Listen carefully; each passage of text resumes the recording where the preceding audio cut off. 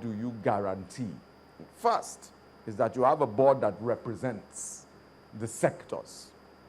So because we have 3 banks, Caverton, 2 commissioners, myself, and I have a bit of a reputation from when I was in government, and Mr. Agbaje, who's a financial expert. The composition of the board itself and its connection with the business means that the feedback, right, is the most critical thing. None of the board members, I assure you, would stay a moment longer if we were not doing the right thing.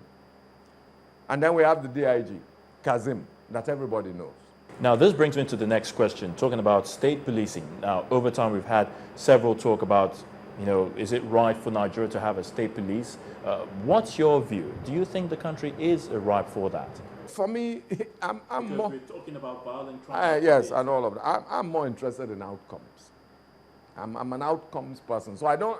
Whatever the system, if it gives positive outcomes, it's okay by me. So we can be purists and say that since we are a federal state, right, a federation, then each state should have state police. And that's good as a principle. But will it deliver you the desired outcomes? Because to run a police force is a real burden. Especially when we have to deal with the issue of the Boko Haram insurgency in the northeastern part of the country. No, I don't want to particularize. I don't want to. Look, let us, even if you carve Boko Haram out, are we a properly policed country when people are kidnapped and taken into the bush along the Benin Road? Or well, Boko Haram is an extreme, it's not a police issue per se. You understand? Terrorism, let's carve that Boko, which is really unique, right, to that area, and requires special attention, which the government is doing. Let's talk about, what policing, you've gone extreme. Policing is your day-to-day law enforcement, traffic control of public spaces, protection of schools, and ensuring that when a bunch of school children leave their school to walk home, there are protections that are, designed by law and which the police will enforce. So what is a zebra crossing?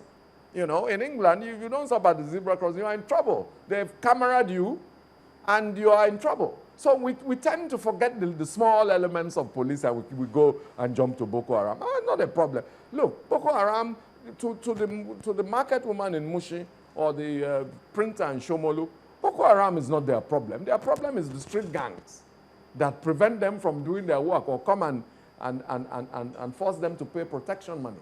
So because you said state police, so you have to look at it locally.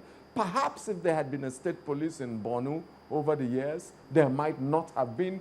That is an academic argument. But the thing is, like I said, we must talk about outcomes.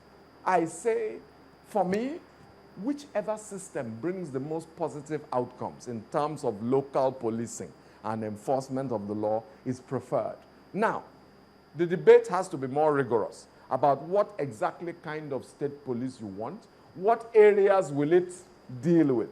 For instance, the Governor Fashola's view is that I don't want to compete with the police powers of federal, but there are certain local issues which are better dealt with by me.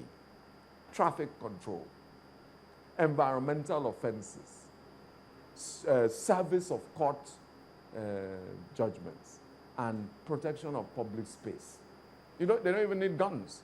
They just need the authority of the police. Now, we're really running out of time, Mr. Fola ArthurWorrey, but before I leave you, let's look at...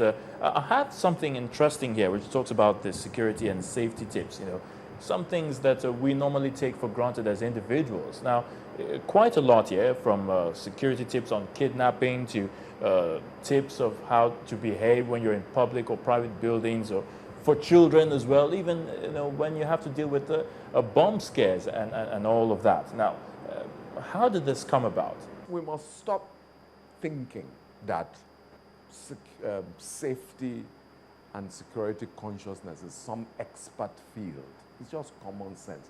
People just need to be reminded. There are simple rules Look, a man buys a car, right? And it's a brand new car, so everything works. But he's a careless man. He doesn't do maintenance. He doesn't.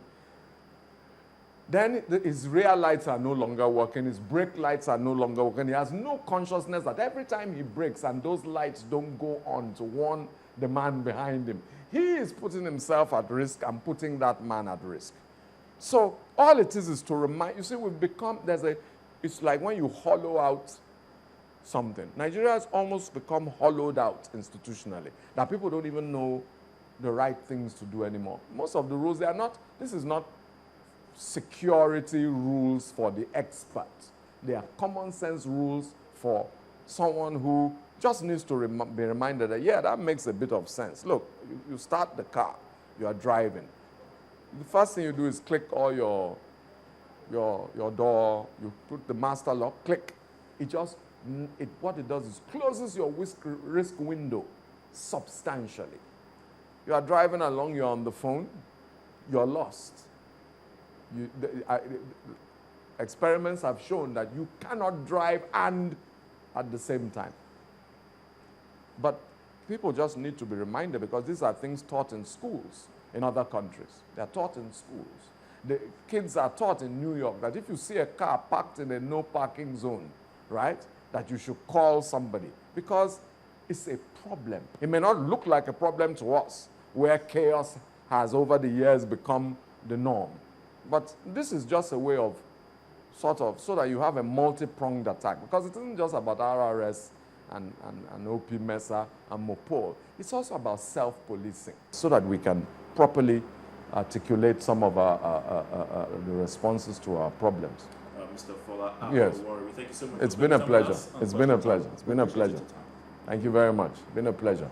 So there you have it. The task of keeping Lagos or any part of the country safe from crime, as you may have heard time and again, isn't just the business of security agencies alone, but of the entire member of our dear society.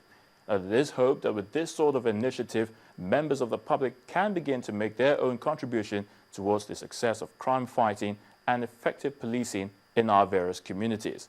The federal government must also ensure that adequate funding for our security agencies to be well equipped and better trained to do their job of keeping Nigerians and the country safe is also done.